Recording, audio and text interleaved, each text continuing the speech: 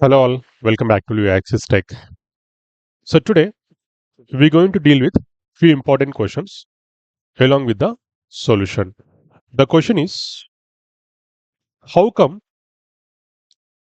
these cloud computing service providers like AWS, Azure, GCP, etc., how they are providing the resources, right? How these global leading cloud platforms like AWS, Azure, GCP, how they are sharing their resources, right? How they are sharing its resources to the users. Let's say this is me. I want a server to run my application. Now, as an individual, to purchase this server and to maintain this server, it is very costly process. So, instead of purchasing a physical server, physical computer as a server, and to maintain this server, it is not a feasible solution to me. So, what is the best option? I can go for rental. Right? I can go for rental over the internet to the respect to cloud computing service provider. Now I'm asking the AWS, my dear AWS, I need so and so configuration to set up my server. And the AWS is providing you the required IT resources like compute, storage, networking in order to set up this server. And if I'm using for 2 hours, I need to pay for 2 hours. Right? This is what happening in the background. But the question is that how this AWS or Azure or GCP sharing its resources to the users. So to understand this, there is a technology that which we are using. So that technology, it is known as virtualization. So it is a core idea or it is a foundation for all the cloud computing service providers in order to share its resources to the users. Right? It is a core idea behind this cloud computing service providers. So because of this virtualization, they are able to share its resources to the users as per their demand. Now, we're going to understand what is this technology called virtualization and how it is helping these cloud computing service providers in order to share its resources. To make it clear, let me take one simple real-time story. Let's say this is me and I am owner of this apartment. It's a very big building. It's a very big physical building. It is very big apartment, right? As a owner, I invest a lot of money to build this apartment. Now, if you observe, let's say I'm staying somewhere on the ground floor, and here we are the gatekeeper, like watchman, and we are the parking area, and we are the play area, and we have the backup power generator and water facility, etc. Now, if you observe in this situation, as a owner, I don't choose all the apartment space. It is very excess to me. To overcome this, I can provide this apartment space as a rental to the tenants. So the outsiders who are in require of this apartment space, so I can provide this apartment space as a rental to this tenants. Right? Now, let's say there's a person A and he want 2 BHK flat. So this is the 2 BHK flat provided to the person A. And there's a person B, he needs 1 BHK flat. And this is the 1 BHK flat provided to the person B.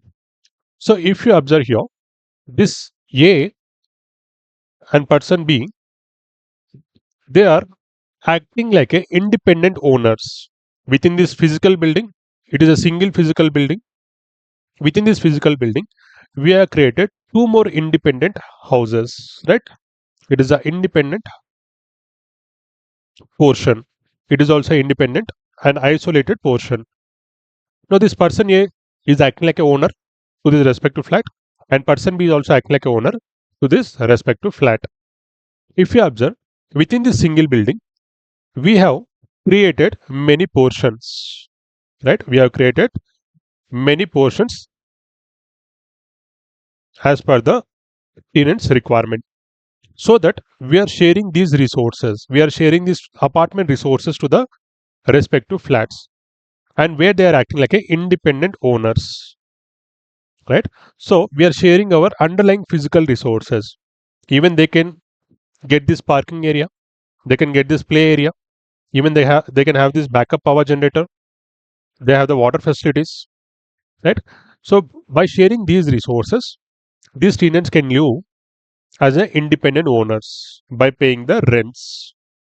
So in the same way, the cloud computing service providers like AWS, Amazon Web Services, they had already purchased lot of servers maintaining in their data centers. Let's say it is one of the data center. Data center means it is a physical building where these IT resources are maintained.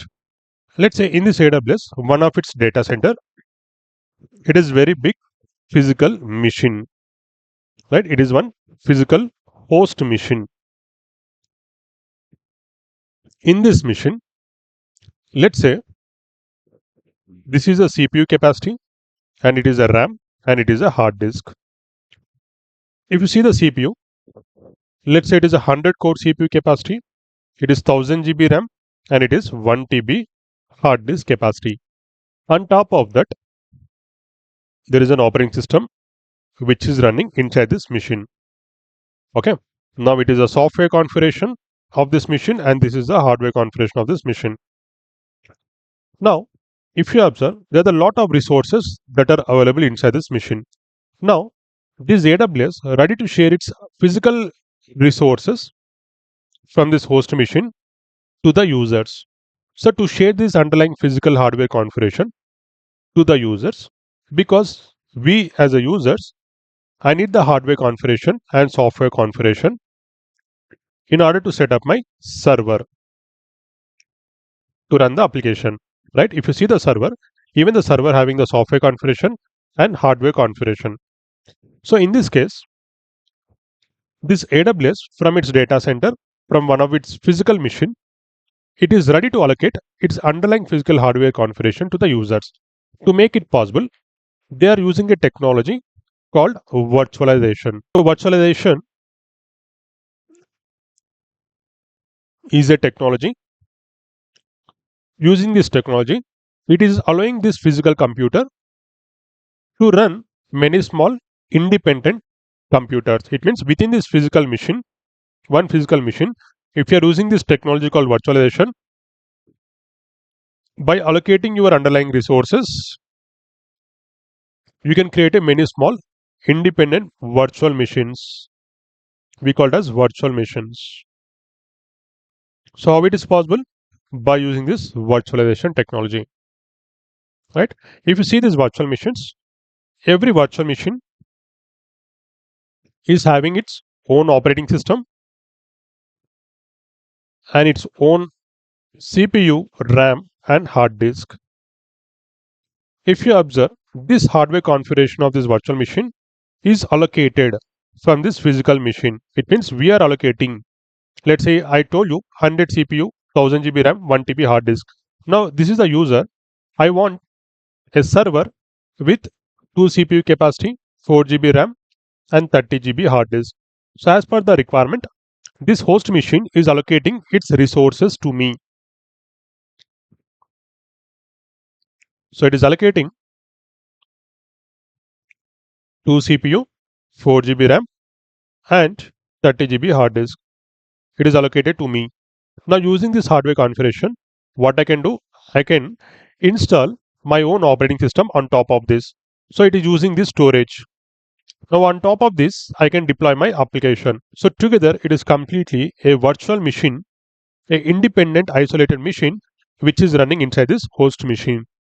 So likewise, any companies, any startup company or any top MNC companies, whenever they want any servers, instead of purchasing the resources, they can simply get a rental services from the AWS. So as per your requirement, the AWS data centers, they are allocating the resources to you.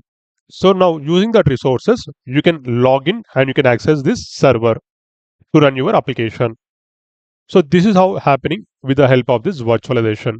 Now, as I told you, it is a technology. Now, in this virtualization technology, we are using a core component. So that core component of this virtualization is known as hypervisor. So this is a software that makes this virtualization possible. So it is a technology and it is a software to implement this technology. So what it does, it creates the virtual machines within the physical machine. Okay, if you're using this hypervisor software,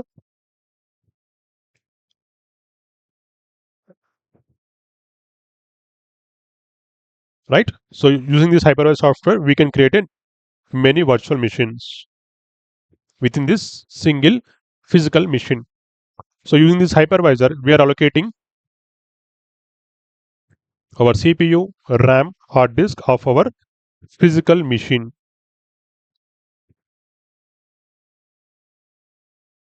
And it is also keeping this virtual machine isolated from other virtual machines. Just like as I told you in the apartment, there are the many flats, right, which are isolated with each other. I hope it is clear to you everyone so far. Now let's move forward. So if you observe, virtualization is a key technology and hypervisor is the engine that runs it. If you observe this core component hypervisor, here we have the types of hypervisors. So the types of hypervisors are, one is a type 1. If you see this hypervisor, we have the two types. One is a type 1 and type 2.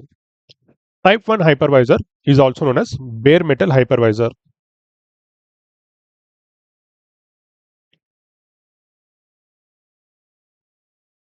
Which are used in these data centers or including this cloud computing service providers.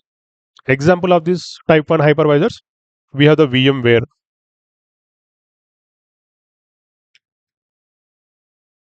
ESXi, Microsoft Hyper-V,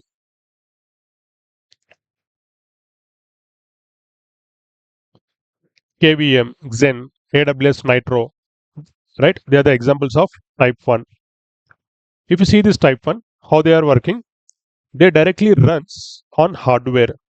This type 1 hypervisors runs directly on hardware. Let me show you a good image to make it clear. Observe here in this diagram, you can see here, it is a type 1 hypervisor which is directly running on your physical hardware resources. It is directly interacting with your physical hardware resources. And if you see this type 2 hypervisor, this hypervisor layer is running on top of the operating system. The virtualization layer or the hypervisor is running on top of the operating system. If you see the type 1, which is directly interacting with the hardware of your physical machine. So that is the key differences between the type 1 and the type 2. Let's say it's a big physical machine with heavy hardware configuration, and we have the CPU, RAM, hard disk. And this virtualization layer, this hypervisor software is directly running on top of this hardware configuration. So using this layer, we can allocate the resources to create a separate virtual machines. So this type of hypervisors, it is known as a type 1 or bare metal hypervisors.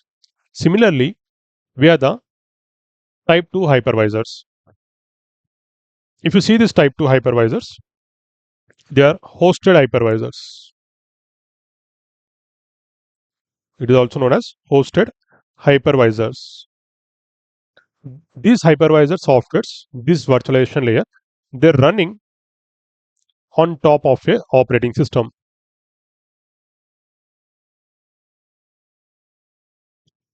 Basically, these hosted hypervisors we generally use in our laptops or desktops. Examples: VirtualBox, right? It is a VirtualBox hypervisor. It is a category comes under type 2, or VMware Workstation.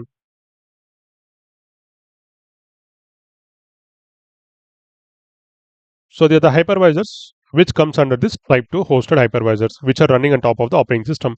It means, let's say this is your physical machine, and where you have the hardware configuration with CPU, RAM, and hard disk, and you're also having your operating system. On top of the operating system, this virtualization layer is hosted and running. Okay. And if you want to allocate the resources, you can allocate the resources using this virtualization layer to create a independent virtual machines within your physical machine. Example for this is VirtualBox and VMware Workstation. I hope it is clear, right? You might ask why it is required, why we need many virtual machines inside a physical machine. If you observe earlier story, in the earlier days, in the traditional way, for every company, they used to maintain their own physical machines or servers. As I told you, to set up the servers, it is very costly process. Even though they set up the servers, they had purchased the CPU, RAM, and hard disk. Let's say the CPU is 16 core CPU, and it is 100 GB RAM, and it is 1 TB hard disk. On top of that, they are running some operating system. On top of that, they are running some runtime environment to run this application. So it is a software configuration layer, and it is a hardware configuration. Now, if you observe here, the companies had invested a lot of money to maintain the servers, but there is only a single application which is running inside this server. Do you think this single software is going to consume all these resources? No, it is not going to consume all the resources every time. That is one thing, right?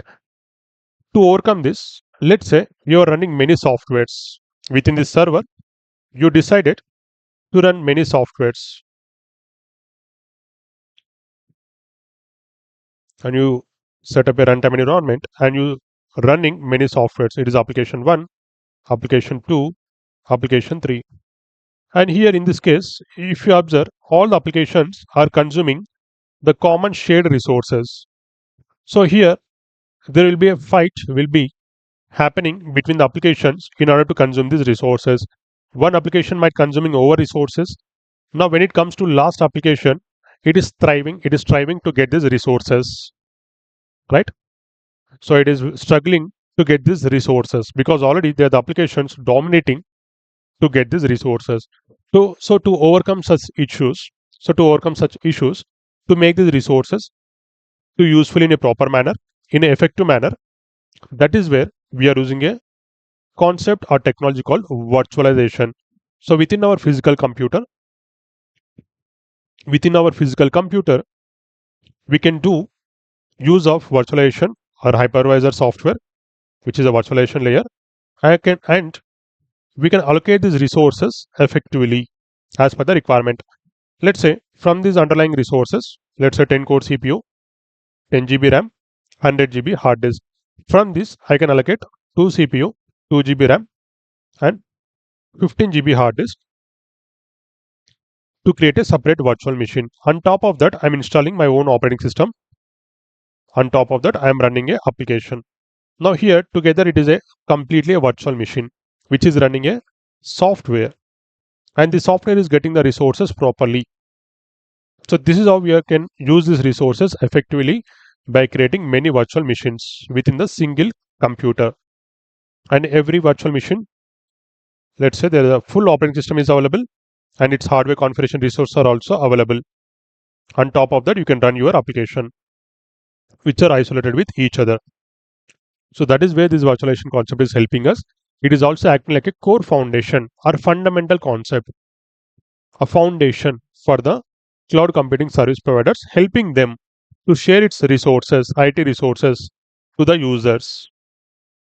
So if you observe here, so in this diagram, it is clearly showing that traditional infrastructure you have the one big machine with the operating system, and many applications are running inside a single machine.